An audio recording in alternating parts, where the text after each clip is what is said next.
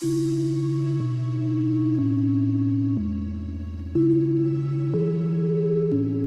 thank you for joining the living room. This is season 1, episode 9. This show is where we discuss real topics, where real people having real conversations. We mostly speak with a lot of people from Instagram. Probably have to explain them on my other videos, but it's most people Instagram, YouTube, more social media people or people that went viral.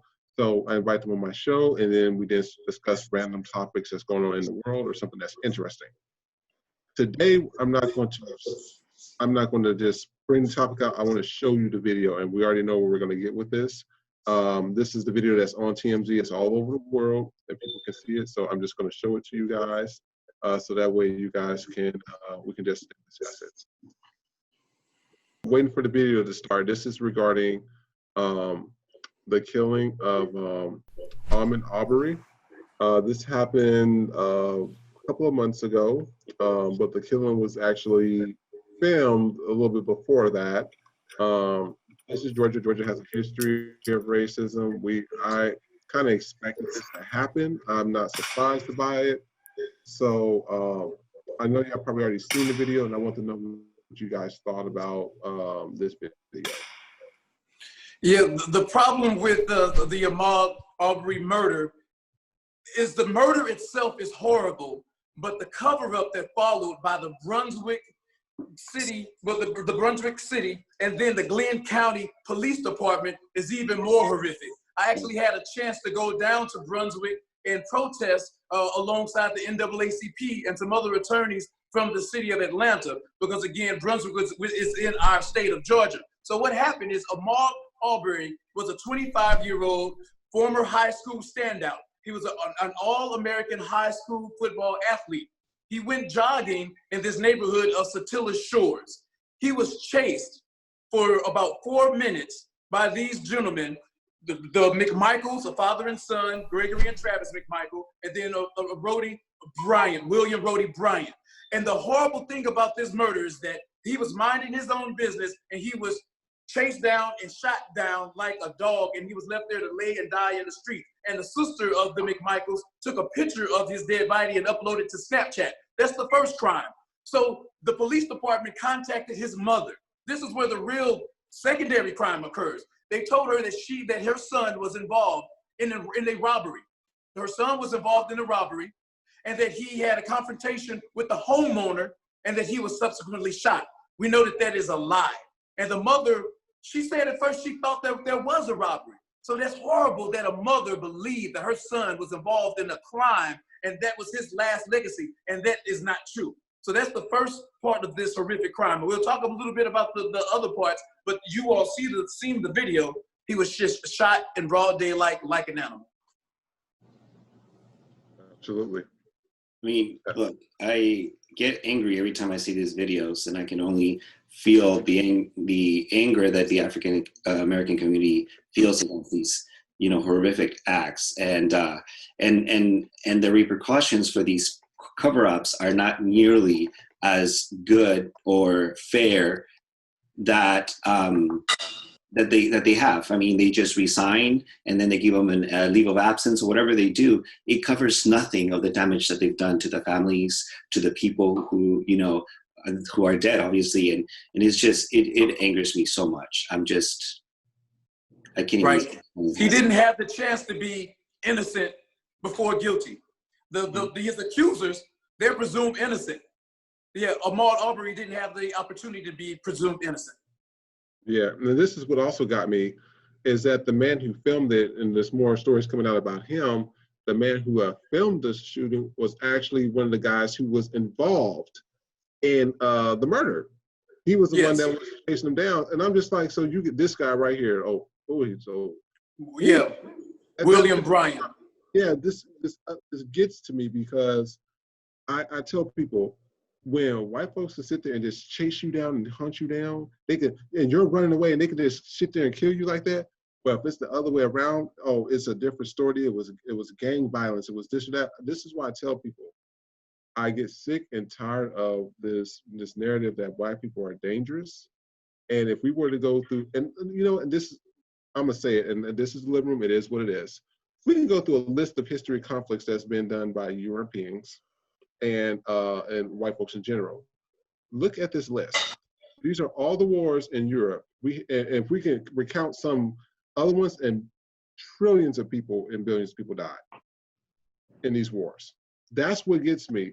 I look at this, I'm like, we had the Russian Revolution, the French Revolution, Civil War, the Iraq War, the Afghanistan War, World War I, World War II, about to be World War III. I mean, like, literally, if you look at all these wars, I'm like, if for anybody to sit here and be afraid of Black people, I said, we should be the last ones y'all should be afraid of. Because I said, if you look at this, I said, the most violent people on earth right now it looks like white people. Well, there's a narrative that African-American men are dangerous. And so they pin crimes on us. And we know that that narrative is false, that African-Americans don't commit crimes at a higher rate. All of it is about equal. But that is the narrative, because we have to look at the reason why this nation was founded and the reason why law enforcement was founded in the colonial South. Those slave patrols, their initial prime objectives were to subjugate Africans and people of African descent and maintain white privilege. Those are the policies of the early police forces, and those policies have continued on to today. And it's one thing that we have to note is that one of the murderers, Gregory McMichael, the father of the shooter, Travis McMichael, is a former Glenn County police officer. And that is the department that was charged with investigating the murder. Now, he also was an investigator for the prosecutor, Jackie Johnson. So the police department didn't fully investigate. They said that there was probable cause for an arrest, but the DA, Jackie Johnson, stated that she did not want McMichael, the senior, arrested. And he was one of her former employees, and he was a former police officer, former investigator for the DA's office. That's the first cover-up. Well, first two, the police department and the first DA. So she recused herself after not making an arrest and wiping her hands of the case. And the second DA, he also had some dealings with the McMichaels, and also had investigated Arbery, Mr. Arbery.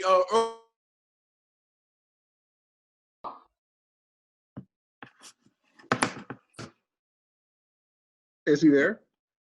It looked like the internet cut out or something. Maybe it keeps dropping. Barnhill. He recused himself, but not before he put a letter out to the public stating that he believed that the killing was in self-defense. He believed that the murder was justified.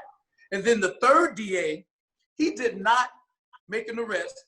He did not push for an arrest. He did not push for an investigation of the murder by the GBI. He asked the GBI to investigate threats against the McMichaels. And he asked the DA to investigate who released the videotape.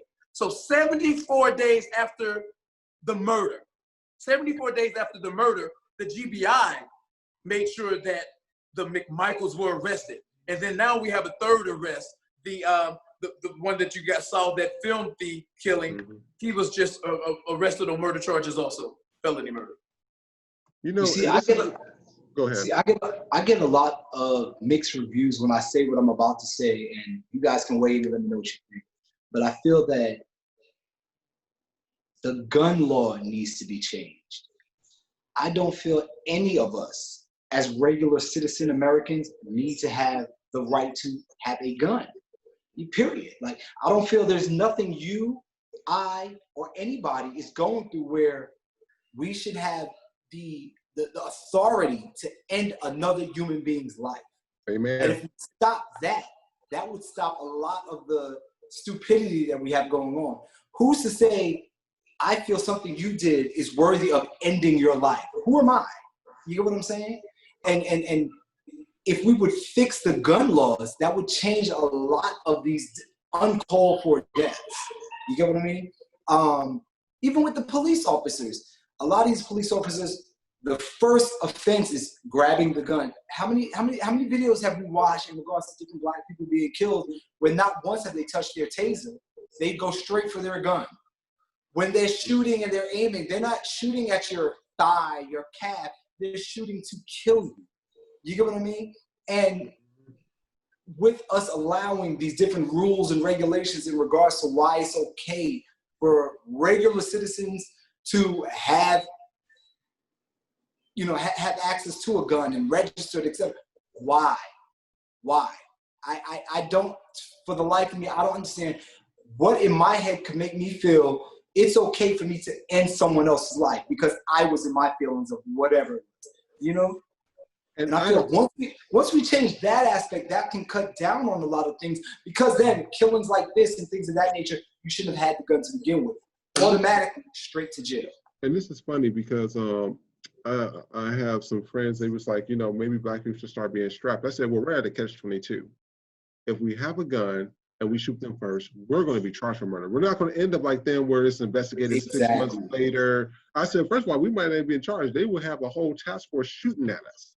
So we wouldn't even get a trial in court. I said, so that's one thing. And if we don't have a gun, then you have idiots like these two right here, looking like they're first cousins, shooting us and killing us, and then we can't defend ourselves.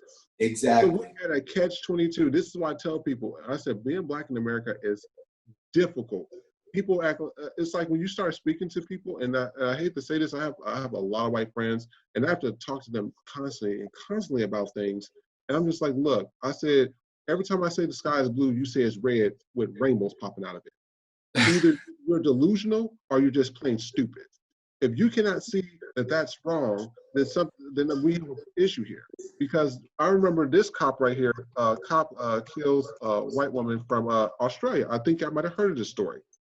He had, she was in the alley or something like that, and she hopped out with a pink shirt or something like that, and he shot her. They said this was the first cop in the history of being in their police force that's been charged for murder. Mm-hmm. He was black, shooting a white woman from Australia. So this is what I tell people. I said, you have to look at it. Just look at the facts. This is what it is. I said, I'm sick of everybody trying to qualify it or redirect the story or whatever. Tell people the truth and leave it at that. Give them the facts and leave it at that. You seen what happened when he shot that white woman from Australia? This was a national news. It's like international news. You see what happens when it's black people, and then this is what I don't want to hear. But what about black on black? What about black on black crime? If you understand, crimes happen within the region that you're in. There's way more white crimes than there is black on black crime. It's because they stay in the area and there's more white folks. Yes, because the term black on black crime is a farce. The crime is crime. And one thing we have to look at, America has far more murders than any other nation in the world. And you look right at Canada, almost non-existent. And then people blame a violent society and video games, where you have places like Japan where video game usage is higher, and they don't have the murder rates that we have. See, the gun laws in America are privileges for white people. Those gun laws don't specifically, as you all just stated, they don't apply to us.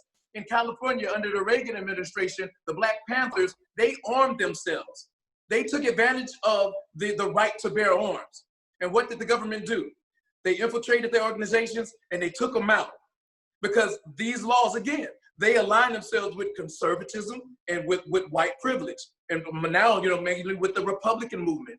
But you don't have a lot of working class or, poor blacks who have those same rights to carry guns. Because when we do those things, then we're shot. We have black people that are unarmed that are being shot. Mm-hmm. That's right. I think you touch a great point there that, the system is definitely against African Americans mainly, quite honestly.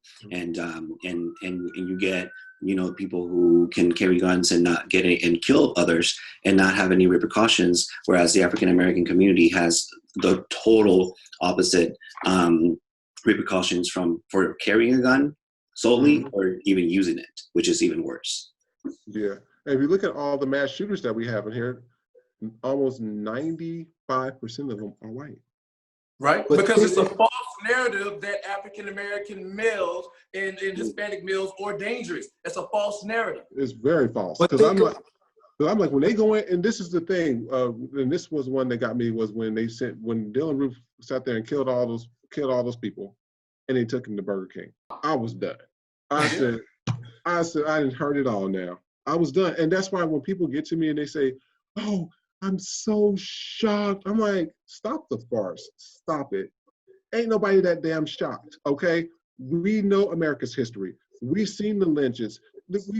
Okay, when I was looking at a postcard, I was looking at a postcard from back in the day. It was a nigger lynching. I think I might be able to find it if I go on here. And this tells you the psychology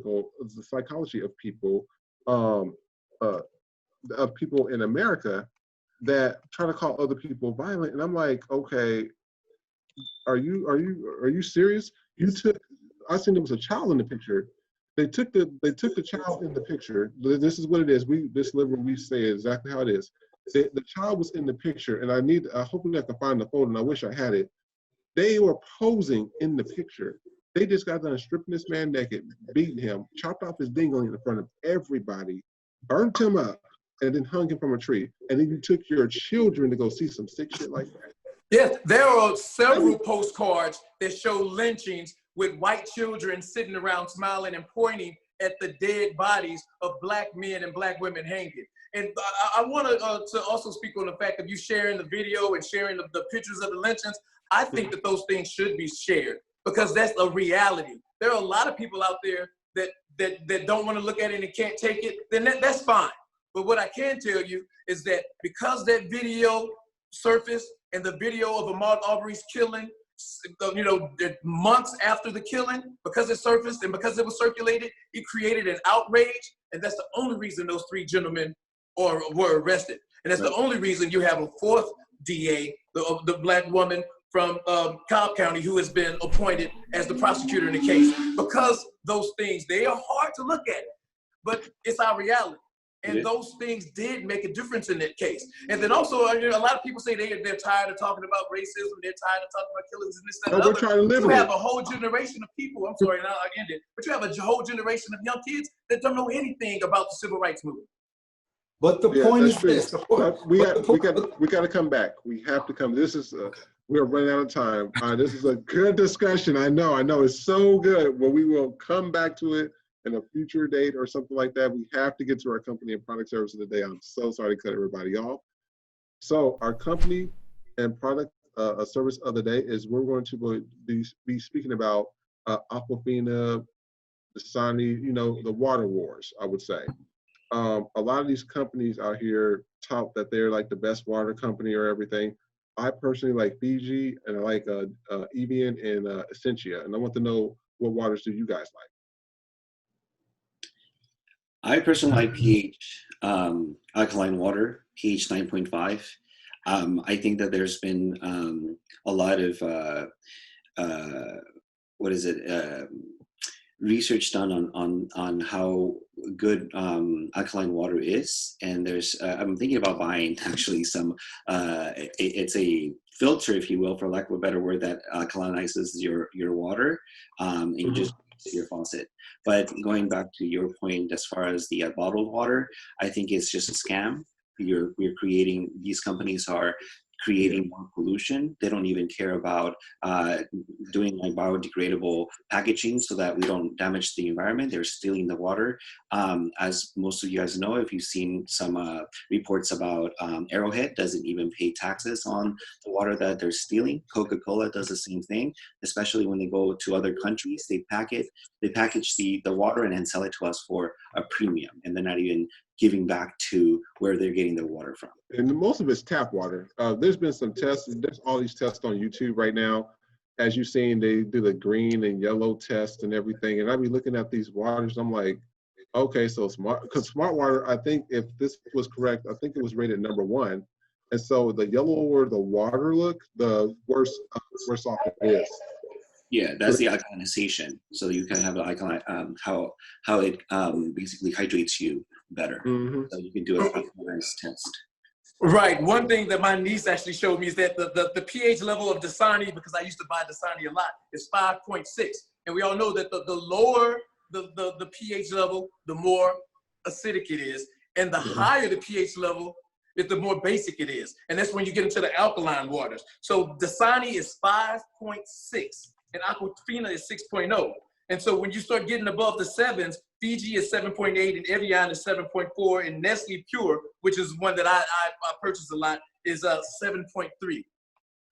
Yeah, and so I see this water's ordered a lot. I've been drinking it lately, so it looked like they got a blue content. This is the alkaline water with electrolytes. I don't know the name of the brand though, but I do know that this. I do know a few people that has this brand. This is Essentia. Yes. I drink Essentia. I have a lot of Essentia, so that's a good color. That's above a 7 or 8. So that's Yeah, good. that's mean it's more alkaline and it's more basic as opposed to acidic. Yeah, and Smart Water was ranked #1. So let's see about Smart Water. Hopefully this video plays. Look at that. That's acidic. Smart Water is not healthy, and that was rated #1 based off this other chart I had. But we're running out of time right now. We need to get to our photo and video video today. Who's our presenter? And that will be Diesel. If you want to go ahead and present your video. Okay, so after last week, the video of the day was a little heavy, so I wanted to lighten the moment and just make it a little playful. So I wanted to shout out Mariah Carey for her Glitter re-release. She's re-released the actual album because this is not a shout out to somebody. This is a photo or video of the day. It is. Okay, perfect. All right, continue. So I was just trying to give you the background history. So basically what happened was Virgin Records owned the rights to the entire Glitter situation. But because Virgin Records is no longer a record label, she bought her catalog back from them. And she re-released, just released the single, the album, and she's already surpassed 1 million streams in 2 days on Spotify. So wow. Good for her. Nice. Let's shout out to Mariah Carey then. Okay, Mariah, come on through. Get them notes. On Spotify and check it out. Absolutely. So this concludes our episode of The Living Room for Season 1, Episode 9. Tune in next week, the next day when we discuss more real topics. Real conversations with real people every day that we try to come together to discuss something that's a little more better than the last. I'm just fumbling over my words right now. I'm not discombobulated. Just tune into the next episode. Have a good day. Thank you. All right, Have a good day. Hi, thanks for watching The Living Room. If you like what you see, please like, share, and subscribe to our YouTube, Twitter, Instagram, or Facebook pages. In addition to that, if you feel like you would like to be a co-host on our show, please make sure to submit your audition tape to thelivingroomtvshow.com, or you can also submit it on one of our social media pages. In addition to that, make sure to submit your audition tape and the reason why you would like to be on our show. We'll see you next episode. Have a good day. This episode of The Living Room is sponsored by Juiced Up, Whey Smoothies on the Go. Juiced Up is a California-based company that offers smoothies and acai bowls on the go. The company accepts deliveries, and you can place your order by going to their Instagram page at JuicedUpAF, or for more information regarding the products, you can go to their website at www.juicedupaf.com.